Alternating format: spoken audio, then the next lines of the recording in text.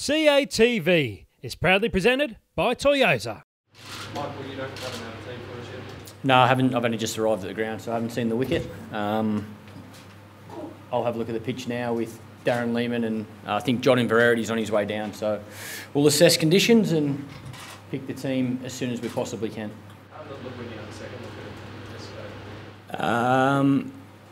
I certainly improved from a couple of days ago when we first arrived here, but I think a bit of sunshine generally does that as well. It seems like, I've said from the start, I think the wicket's going to have some pace and bounce, there's no doubt about it. I think it naturally does here in Centurion, but I think it's a pretty good wicket. It's tough to start as a batsman, but generally you've got a fast outfield, pretty small ground, so if you can do the work early, once you get in, it's quite a nice place generally to bat here. Is it going to be one of those tosses where if you win it, it's going to be a difficult decision what to do kind of thing? Is that a question? That is a question. Okay, I haven't seen the wicket, so I can't answer that question. I'm not sure. Yeah, if the wicket looks like a bowler-friendly pitch, then it'd be a very easy decision to win the toss and bowl. If the wicket's flat and looks good for batting, then it'll be a very easy decision to win the toss and bat. So I'm not stressed either way. But Michael, I know you're not a selector, but with Sean Marsh coming back into the squad, he was one of the original squad. Would you expect him to be in the forefront of the thinking? He's obviously somebody that they're talking about, there's no doubt about it. He's proved his fitness back in Australia, and I guess that's why they've put him back on a plane to get him over here as well. So, yeah, in regards to batting positions that are available, he's one of the three to likely get an opportunity. It doesn't really help, does it? Well, if one or two of your sort of specialist batsmen miss out, would you think of maybe sending them back to get some match practice in the Shield? I have absolutely no idea. That'll be a decision for the coach and the other selectors. But I would imagine in my opinion, once you're on tour,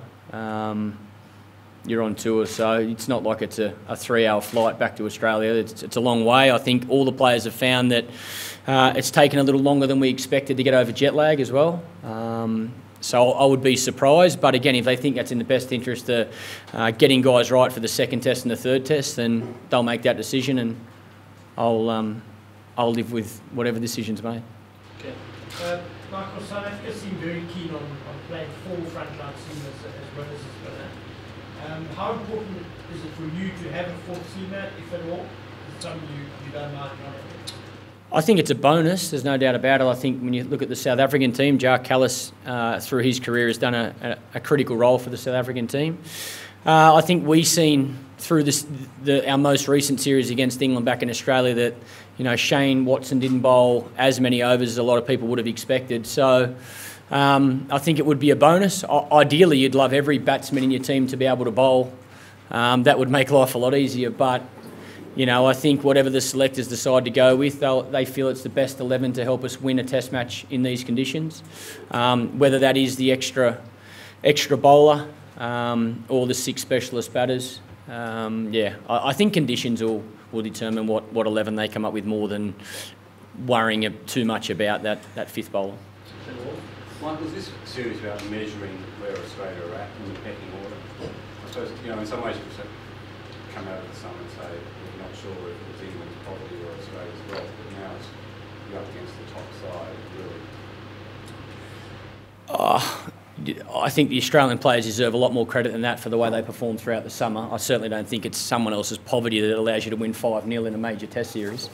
I think it's a great test for this team, there's no doubt about it. We're playing the #1 team in the world in their own backyard.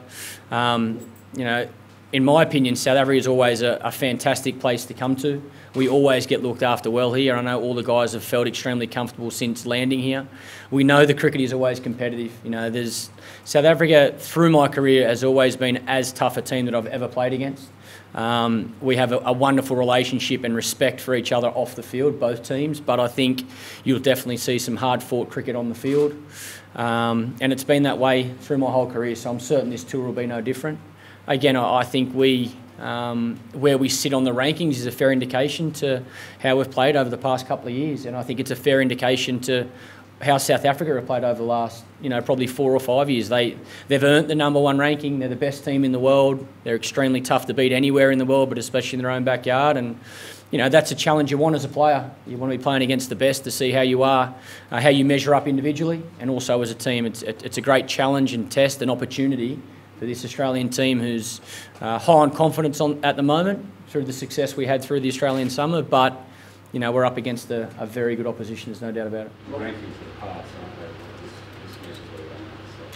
they? Yeah, but I don't think you become #1 in the world overnight as well. I think South Africa deserve a lot of credit for the way they've played over the past. It hasn't been 6 months, 12 months. It's been years. They've been extremely successful for a long time now, and they've got a great mix of youth and experience in their team.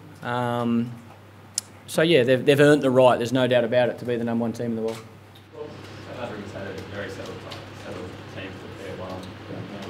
Callus spent a lot of time studying finding the path and the plan and finding out. We've studied our opposition like we do before every series. We've looked at every individual players, looked at their strengths and where we feel we can find a couple of weaknesses, but they're a very good team. So now it's about execution over long periods to have success against the team. Michael, leaving his selection thing aside for a minute, just talking about Sean and Alex as batsmen. They're both very classy players, but perhaps haven't been as consistent over their careers relative to how good they look for the I think first-class cricket in Australia, taking this year out of it, the last probably 3 or 4 years have been extremely tough for batters. I think our wickets have been juiced up and conducive to fast bowling in Australia. I think over the last 12 months you'll probably see a fairer indication of a more even game of cricket for both batters and bowlers. So I don't think you can just look at first-class records. I think those two plus Phillip Hughes are 3 very gifted players and have showed that at stages through their career in a number of forms of the game. All 3 of them have earned the right to be here. Sean, the performances he's put on the table, especially in the limited over stuff over a long period. Alex has played some wonderful innings, scored some great hundreds in his first-class career, and Hughesy continues to find ways to be at the top of the tree in regards to runs scored in first-class cricket. So, all 3 of them are certainly hoping for an opportunity. All 3 of them are ready to play if selected. It's just about working out what we think the best mix is and who we feel the best guys are to play in this first Test match. Michael, how has it been without Steve Rickson? I know you played a big part in enjoying the team. How have you adjusted to the new systems being put in place?